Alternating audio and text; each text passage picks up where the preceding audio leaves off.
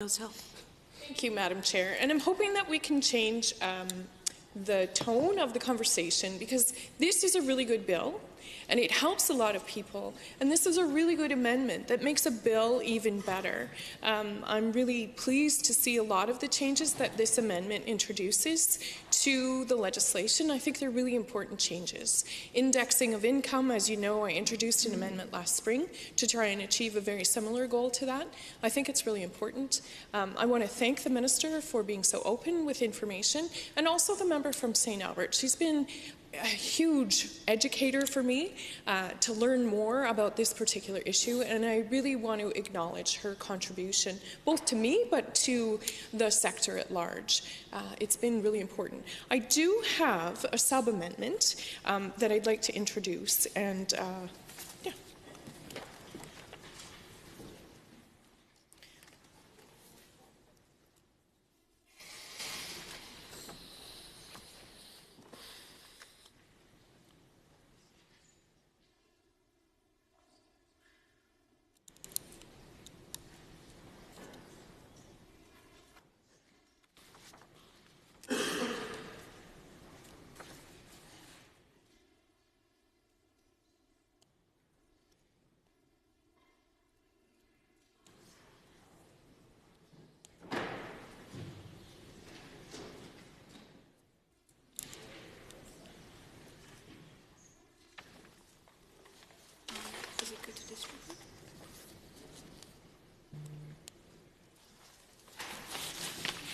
Known as Sub-Amendment 1. Thank you, Madam Chair. Go ahead. I'd like to move that that Amendment A1 to Bill 26, an Act to Combat Poverty and Fight for Albertans with Disability, be amended as follows. A. Part A is amended A by renumbering Clause A as Clause A1 and by adding the following before Clause A1.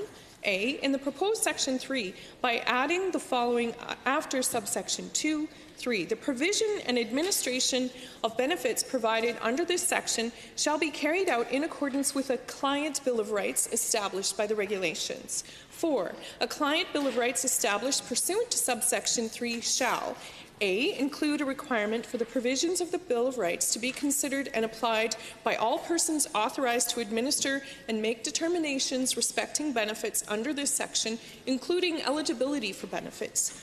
B. Provide that access and education regarding services and benefits should be culturally appropriate. C. Provide that clients and individuals applying for benefits must have access to supports to assist in navigating the application and appeal process. D. Require that, upon request, an explanation of an appeal decision be provided to a person who was refused a benefit. E. Be reviewed by the Minister and any impacted groups every 5 years, beginning 5 years after the date on which the Bill of Rights comes into effect. B. By adding the following after Clause D. E. By adding the following after the proposed Section 3.3. Consultation 3.4. The Minister shall, in accordance with the regulations, consult with any groups potentially impacted by proposed amendments to this Act or the regulations that would substantively change a benefit or the manner of determining eligibility for a benefit. B. Part B is struck out and the following is substituted. Section B. Section 2.5 is amended. A. In Clause A, by adding the following after the proposed Section 12.1, A4, A5, establishing a Client Bill of Rights in accordance with Section 3.3 and 4. B. By adding the following after Clause A. A1 by repealing Clause C. C. By adding the following after Clause B. B1 by adding the following after Clause D1.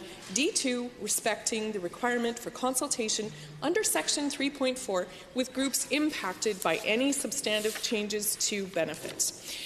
It's too bad we can't use visual aids, because that's quite an exercise in logic right there. But the reason that I introduced a sub-amendment is because the amendment opened up the clauses that need to be addressed in order to entrench a Client Bill of Rights and in order to entrench a requirement for consultation in the future for any changes. And the Client Bill of Rights came about because of conversations in my office with clients who are applying for AISH and appealing decisions from AISH. I think it's important that each of the clients of AISH understand either why they were turned down or how they can go about appealing the process, and they need to know what the standard of service is that they can expect consistently, regardless of what worker they may be working with.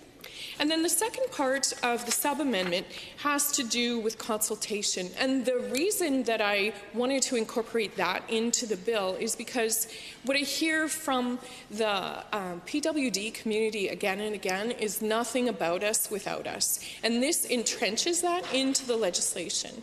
And I'm sure all of us have had people dealing with AISH in our offices and seen the frustration, felt the pain that they have felt in dealing with what their circumstances are and dealing with the AISH program.